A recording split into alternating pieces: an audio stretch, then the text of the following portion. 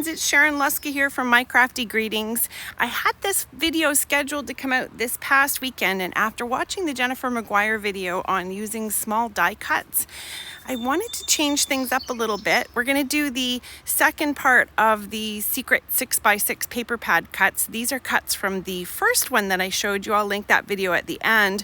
But I also wanted to show you, this is Sabrina's newest release, and these are all marine dies that she has that are perfect for 5x7 cards. And I just wanted to let you guys know, Sabrina has really taken on the 5x7 card maker contingent of this industry, and has done a lot of stuff in bigger sizes. This is some of her older stuff, just to show you that this is not recent that this has happened. She has appealed to the 5x7 card makers for a long time. And if you guys would like, I'll do a video of all her best kind of 5x7 dies and stamps if you want to use them for making cards. Now, Scrappytails has also started offering this 6x8.5 size card pad. It's fabulous for 5x7 card makers. There's so much you can do, and it's going to fit so many different card sizes no matter what you make. And I just really love the cool patterns. I can show you tricks with that later, but we are going to get into the part 2 of super duper cuts for 6x6 paper pads and 5x7 cards. Now, the nice thing about this cut is that it's going to give you the opportunity to show both sides of the paper if that's what you want. It also gives you the opportunity to conserve the outside edges of the paper if there's a lot of detail there. We're not going to get into that today. We're just going to do the basic cutting and reassembly, but I will show you some different options of how you can assemble this together. Now, the first cut is corner to corner. So you're going straight across that 6x6 paper piece, and you're going to use your wall safe tape. Give it a good flick like I do. Just kidding, you don't have to. I was just being silly. But use your wall safe tape. It's a Scotch wall safe tape. I'll link it below.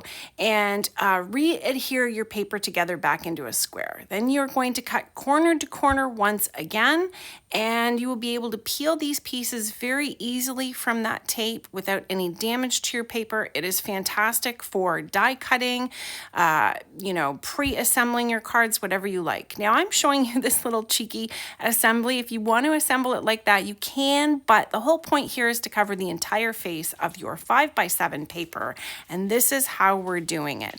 You're lining 2 of your triangles up on the outside edges, the long ones, and at the bottom and the top. Now, your 2 side pieces, whatever you choose to do, and they're all the same triangle. Once you're done, you're going to line your 2 side pieces up together, and you're going to take the long edge and line it up at your 2.5 mark. And what that's going to do is, once we assemble those back together, it is going to give them a 5-inch span, covering from one side of your 5-inch card to the other side of your 5-inch card.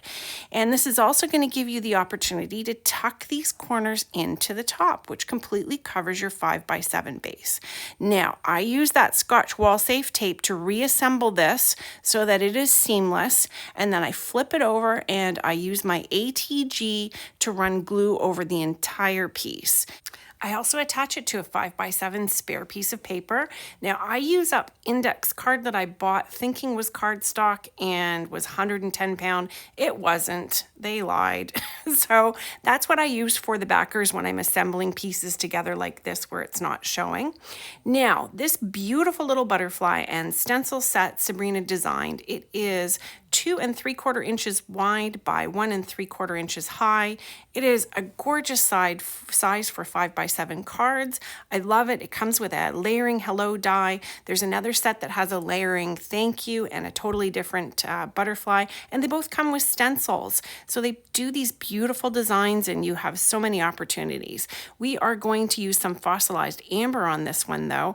Now, I lined it up with the indents from the die cut, but it really doesn't matter. However you line it up, it's going to look gorgeous no matter what. Now, I've got some squeezed lemonade here that I added over the bottom layer, and then I'm also going to line this up, and this again is I'm reusing that same chunk of Scotch wall safe tape, and I'm just sticking my butterfly down so that I can put black soot. Is it black soot? Soot something. I should know these names by now. That's so silly. So I line it up again, and I'm adding just the leftover yellow from my brush here, and you can see how gorgeous that is. I absolutely love these layering stencils and butterflies, and they're nice and big. So I also have some die cuts here from another set that I'm going to show you later on in the video. Now I have left my hello die attached to the shadow, and I like to leave it that way because then I have it perfectly centered. I've got some of my assorted leaves die cuts here. I'd like to hang on to those and keep a good stash if I ever need them, which is now. And here's the cool tip. If you're going to do a butterfly, put a second layer of an unexpected color behind it. The shadow will be absolutely gorgeous and add a lot of detail to your card. Now I'm just layering this over top, and on the back I taped the other piece in. It will all hold together and look fabulous. Now I wanted to show you this. Sometimes when we're trying to arrange things in cards, we know something works and something doesn't work. You see that little trap space there? As long as I make the butterfly take up that part of my paper without showing that little triangle, it looks so much better. And I want to do the same thing with the hello here. So I'm going to add some flowers up to the top so I can drop the hello lower. I'm making myself a little arrangement with bits of leaves and those gorgeous little roses, and I decided instead to use a vine of leaves and then add these pieces in. But the whole point of this is when you're arranging your cards, keep your eyes out for some balance, some flow for the recipient's eye to look at and see. And if you're doing a nice diagonal, that makes it really pretty and doesn't trap any of those little bits of background paper in an odd spot. If you would like to know more about how to design and lay out your cards, let me know in the comments, and I'll get into some more of what happens when you're putting cards together and what works best, especially for your focal points and sentiments. So you can see here we've got this all making good sense and looking as a nice composition. And the last thing I'm going to do is add some shimmer to the wings on the butterfly, and I think this card is done. Absolutely love it. And it's a beautiful, intense color, and this could work for absolutely anybody, young or old, male or female. It's just great color combination and composition. For our next card, I'm going to show you a few different combinations of what you can do with the pattern paper once you cut it. But you can always remember that when you're cutting these papers, a 6x6 corner to corner, and then corner to corner again, you're going to end up with 4 of exactly the same size triangle, whether you're cutting 2 different sheets of paper or not. As long as you're starting out with a 6x6, you have 4 of exactly the same triangle to combine together when you're making your card. Now, the other nice thing is that you can pick what design you want to go where on your card by picking which of the 4 pieces has the design that you like most to go in the orientation that suits your card the best. In this case, I've got most of the flowers at left and right sides. Now, in this case, the top and bottom have the pattern running in opposite directions. So all I do is interchange a piece that's going to match the top pattern and replace it to go in the side. Now, if I wanted to change up the sides that I chose, I can do that too with any of the triangles that I have. Now, you can imagine with these 4 pieces of paper, I could make 4 cards with 1 corner of each of those colors.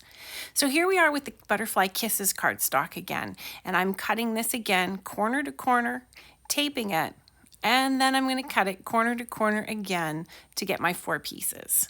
So I'm deciding which ones I want at the top and which ones I want at the sides. And once I've got that sorted out, I'm going to cut my middle triangles at the 2.5-inch line and just taking off those points so I can fit them together and create a 5-inch span for our 5x7 card. I'm going to slide this piece into place, and if I want to, I can flip over the top piece. Or, like the first card, I can flip over the top and the bottom piece. Or I can just have the bottom piece flipped over. Whatever your pleasure is for the card that you're making, this one I'm going to go ahead and just use all 4 pieces the same as the green pattern paper. And I like that because it gives a very cool design going around the page. I'm cutting off the salvage little points to clean it all up. And what I'm going to show you here is if you want some detail on the full 5x7 panel with pattern paper, you can always mask off a portion and then ink blend it to give it a little bit of a gradient on either end. And I like this because I'm going to be using a large die cut for the center of the card, and the change in green intensity will help anchor this focal point to the middle of my card. Now this is a gorgeous A7 layering butterfly die.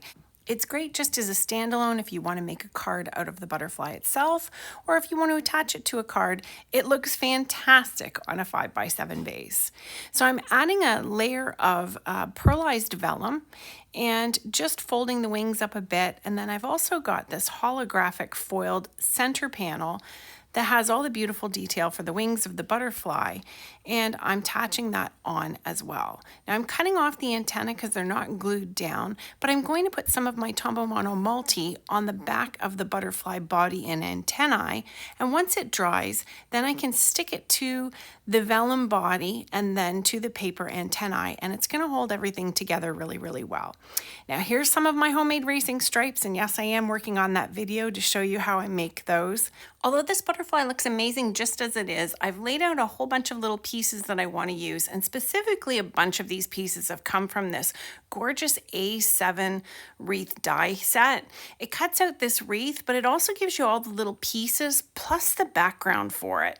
And I love these pieces so much, and they're such a valuable addition to my stash. Now, of course, this is the Assorted Leaves die set here that I have these pieces from, and I've pulled off the bottoms of these particular cuts, and then I've also pulled off a little bit of the curly leaf cuts to put underneath. And this is a really cool effect to put the details behind the actual die cut leaf pattern of the butterfly, and then we're going to be putting the flowers on top. So I'm just going to kind of approximate how we would do this so you can get an idea of what I'm going to do. And of course, you can do it exactly how you like. At any point in time, if you think that I've put enough on, you stop there. But if you like how I do mine, you go ahead and do it exactly the way you want to. Now, this is all cut out of little scraps of paper that I have. I just took the tiny, tiny pieces that look like they can't be used for anything and cut out all the bits and bobs that I thought might be helpful.